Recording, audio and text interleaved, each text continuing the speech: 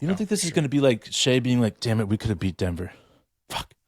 JDub getting in the gym. Have you guys been seeing the dunks that he's been throwing up on Instagram and shit? Between the legs, 3-6. I mean, dude, his ups have already gotten better. It's insane. What are we talking about? Like, that's when I said last episode, Elite I said athletes. I broke it down. Elite training programs. Yeah, and I broke it down to 51 games that I thought this team could win, but it could be up to 55. And some guy thought I was crazy on crack. Listen, I loved it, dude. By all respect, I could be on crack when I talk about this Thunder team, and I'm okay with that.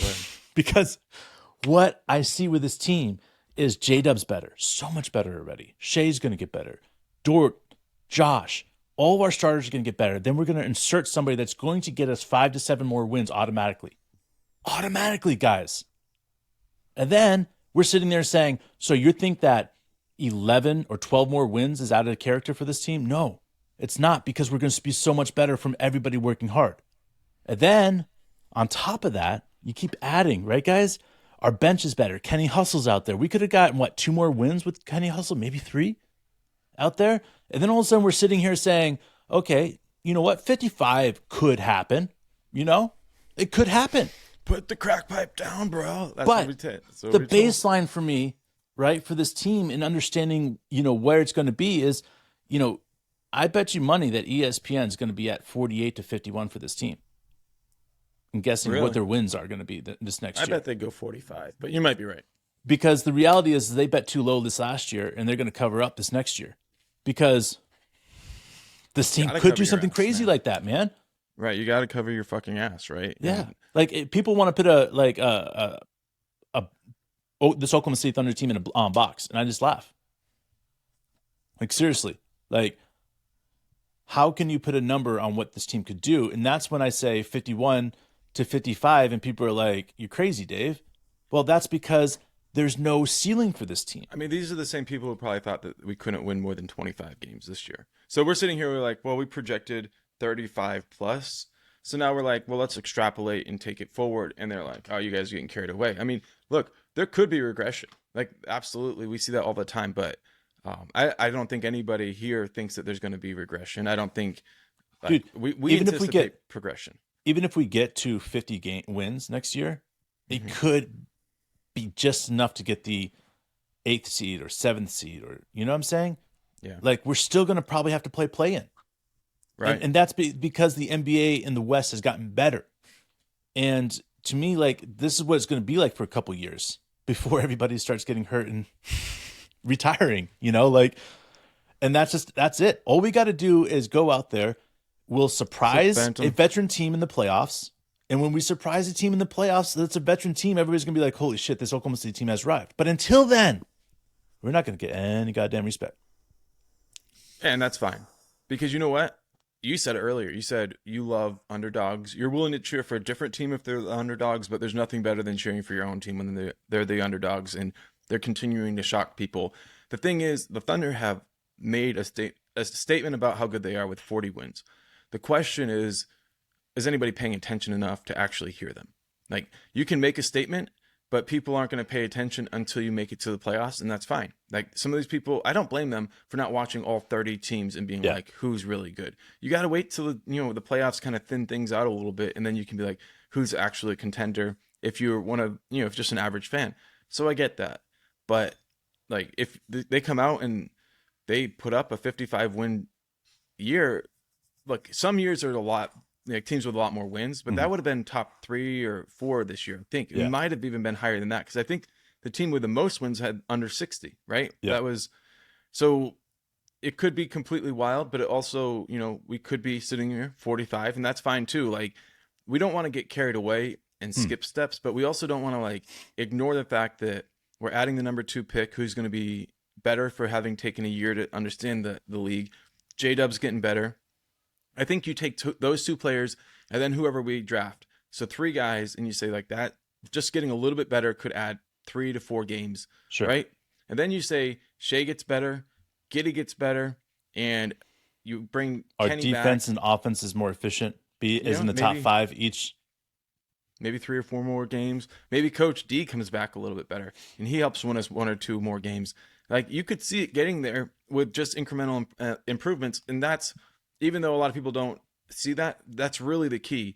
We're not talking about a complete overhaul or transformation. Like the groundwork has been laid. They just need to take the next step. Absolutely. You're absolutely right, man. Phantom, you had me at the first two guys I'm cool with, Grady Dick and Dylan Brooks, but the second you said Victor is, I was like, man, I want 3 testicles in my life, you know? Like, I feel like having 3 testicles would make me so much better of a dude than only having 2. But that's not going to happen. So instead of me thinking about Victor being on this team, I just want to focus on the other 2, Dylan Brooks and Grady Dick. Always adding players like this in this caliber would be amazing for this team. We talked about it in a bunch of other episodes with Dylan Brooks. We are player all about being positive about the players, whether that's DeAndre, whether that's Dylan Brooks, whether that's Dort. It doesn't matter, guys. If people are throwing shit at them, we're going to stand up for them. So we want to see these guys that have an opportunity to rehab their career be feeling like and feel like they can come to Oklahoma, because that's what Oklahoma is about. It's embracing the people that need a second chance in life. And I think that's what's the most important thing as we're looking at this team and the way they develop, is that there's going to be opportunities that we are able to pick up a very great player from the offseason. And the way that we're going to be able to pick them up is because of the way that we accept people in Oklahoma. And I think that's the most beautiful thing about Oklahoma City in general, and how Oklahoma City got to Oklahoma City and became the capital in general. Like, everybody knows that lives in Oklahoma that Guthrie used to be the capital of Oklahoma, right? And because of the way that the newspaper was trashing the governor said, I'm going to move if you guys don't stop it. And they didn't, and they moved because he believed in a second chance. So he gave himself He gave himself a second chance. I'm taking this with me and I'm leaving. Dude. So I appreciate Corey coming to the rescue here and giving us a little context. He said if you do get a third ball, or if you did have 3 balls, then the third one just gets, the other ones get lazy. So it actually doesn't give you an advantage. But I would have $75,000 more. There you go. But here's what I would say. Advantage me. Like, Tesla. If you're the I call Ball that my family, third right? testicle. You got Lonzo and you got LaMelo. Dude, you really need LiAngelo. Ooh. That's the lazy third ball. You're right.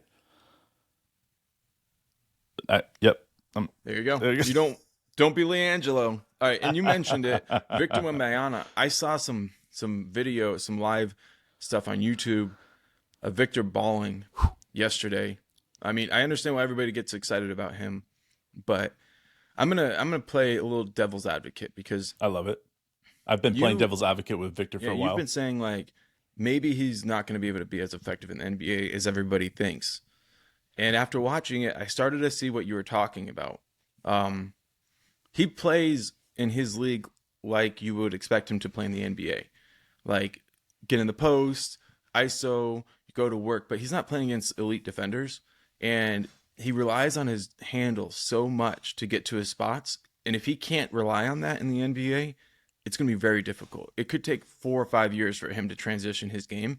And a lot of people don't think that's going to take the place. So I feel suddenly like maybe, like, even though he has spectacular highlights and they're incredible and it's like 7'4", nobody can put a hand in his face, maybe it won't be as sure of a lock for him to win the Rookie of the Year as everybody thought, which would open the door for potentially Chet getting Rookie of the Year. How do you feel about that? I agree. I think next, when we're talking about it, we're going to be looking at Chet. We're going to look at Scoot Henderson as the top 2 players for Rookie of the Year next year. And that's due to all due respect to Victor. And I'm not, I mean, people think I'm crazy here. I'm not convinced that Victor's number 1 pick still. And I think there is a couple teams that would rather have Scoot on their team. I just do. And I think that there's other teams that were like, hell no, there's no way in the world we would pass on Victor. Mm-hmm. But I'm still not convinced that he is the for sure number 1 pick in the draft. And what is crazy about that is because last year at this point, man, we were so certain that Chet was the number 1 pick of the draft. Like, we were certain. We're like, Chet's going number 1.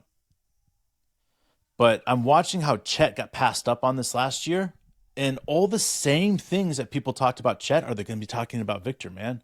And it's going to make it hard for a team to look at the Oklahoma City Thunder and be like, Paolo had a better season than Chet. And if they're looking at it like that and they're saying we want to have somebody that's going to be able to da-da-da-da-da-da, there might be a situation where a team that has the first pick overall might trade back or take Scoot. George, what's up, man?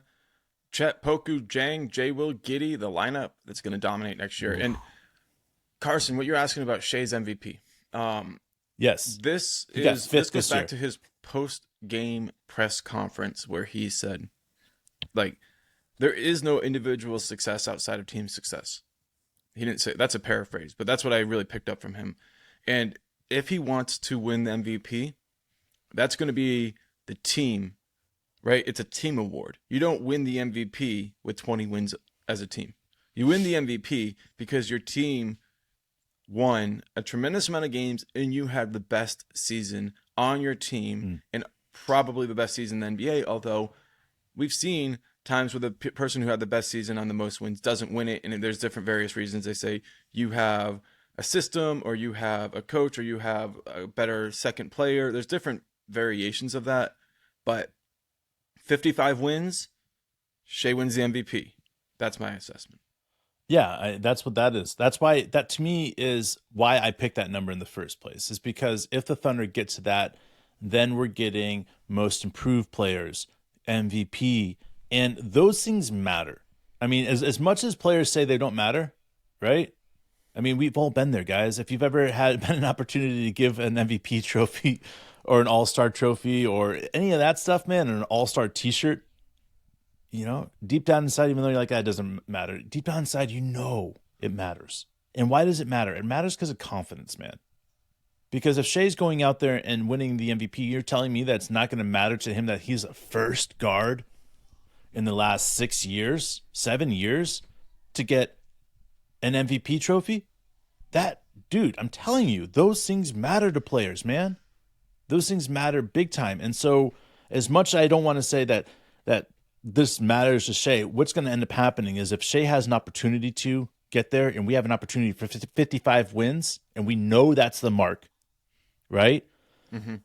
Coach and the players will make a decision for Shea if we're going for that for him.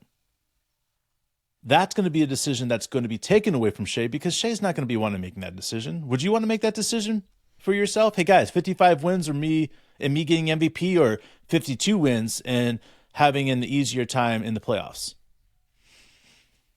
You know what I'm saying? Go balls to the wall like we've been learning how. When we're down 15 and there's 1 minute left and we go on an 8-0 run, that's what this is about. This gets back to the basics, man. This is how we play. We don't go and say, hey, we're going to take 2 or 3 games off to be easier. No. If we're healthy, we're going balls to the fucking walls. That's right. So, call it, bro. Tonight, Lakers, Warriors, who you got for the win? I think you already said it, but I forget. Dude, Lakers. All right, so that series will be getting pretty tied up, 3-1. Gonna look, and then Miami Knicks, you're calling 2-2 on that one? All right. Hopefully, I'm hoping for a 2-2 on 4 series. I'm excited about it, bro. I got 1 week until I'm out of this house, so excited about that too. Oh yeah, dude. You're on the road again. On the road again, man. Getting pumped. Hell yeah. Pumped. Throwing trash away. Emptying out our shit. So that's the best part, man. Minimizing. Carson, I did not see the whole game. I saw Harden. Dude, I was more. I'm sorry. I was more concerned about Booker's incredibly efficient night. I mean, that was insane, guys. I think there was at one point that he hit 21 of his last 26 shots or something like that. It was what the hell? And that was combining 2 games together. So, anyways. And the way Booker does it, or was doing it, the way that you really saw Phoenix saw that they recognized that their best advantage came in transition. Yeah. And Booker was pushing the ball up the court and shooting within 3 seconds. Like, it was incredible how fast he was getting a shot off and how quickly he'd be going, how fast he'd stop, and how much balance he could achieve. I mean, I know I can't go from a full sprint to gathering myself. Like, you have to, everybody, they have to take that slow down step to step into it. He wasn't doing that. Hell no. And it was like they had hit it in practice. They're like, we're getting the cross matchups we want. We can't let them get their defense set. KD, Booker, score every time you can in transition. It was just like, oh my God, that team looks good. They look really good. They look like a championship contender. Yeah. I mean, and the Nuggets didn't. Nuggets look lost right now. I'm sorry. The Nuggets looked like they had one player who was ready to be they did great, but it just looked like they're playing catch-up ball the whole time. And when you're playing catch-up ball, you always look like it's the massive lead is never getting shorter. You know, like how many times have we watched the Thunder play where we're like, man, we scored like 40 points in that quarter. And we look at the score sheet and we're like, you know, yeah, we got beat by like 5 points, but they scored 38 in that quarter. You know, like it sucks. But when a team's on and you're on, sometimes this is beautiful basketball. And that's why it's kind of fun to be able to sit back and just observe because, you know, the other night with you know, Joker going for 53 and you're watching, you know, 80 something points or 76 points, whatever it was from the other two guys. Like it was just beautiful, man. Like it was just fun basketball. And I think to me, like that's what I'm going to miss, I guess, when the playoffs start, as much as I'm going to hate, because like right now it's just observing, but next year, man, I have no doubt that this team has a legit chance to get to the second round. And to me, like, I'm going to be so intense in every single game. It's, you know, there's no going to be like, fun basketball again. Because, you know, yeah, 4 games lost, we're out for the season. Yeah, it's hard because we are a little too passionate. So it does help a little bit when we can step back and not have our team in it and we can just kind of observe. Makes it a little easier, but we're going to be turning it up as this team gets crazy. I miss those live in-game hangouts streams, those hangouts. Yeah, those were a blast. So, you know, we'll get back to those. We've got coming up here really fucking quick, dude. Oh, yeah, the lottery, bro. We're going to go live for the lotto? We're definitely going live for the lotto. We'll probably jump on a few minutes before the lotto happens. I think it happens Wednesday, doesn't it? I think so. We'll throw it up when we figure it out. It's a week from today. A week from today. I think Tuesday. It's the 15th. It might be the 16th, but yeah. Either way, we're good. Yeah. We'll make sure we go live on that, you guys. We'll see you then. All right, guys. Hey, we appreciate everybody. Love you.